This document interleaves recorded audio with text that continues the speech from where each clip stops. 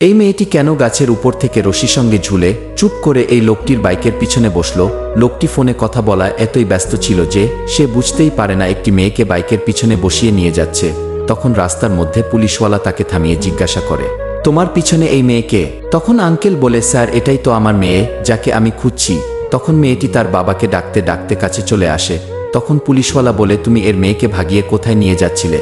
তখন লোকটি বলে, আরে স্যার আমি তো কিছুই জানি না, সে আমার গাড়িতে কিভাবে এলো, আর আমি তো তাকে চিনিও না। তখন পুলিশওয়ালা বলে, তাহলে কি সে আসমান থেকে এসেছে?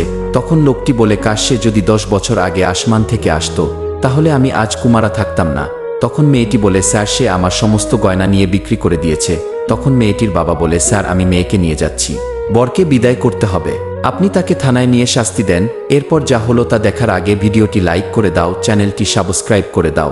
লাস্টে পুলিশ তার কাছ থেকে অনেকগুলো টাকা নিয়ে ছেড়ে দেয়। আসলে তারা তিনজন একসঙ্গে মিলেছিল।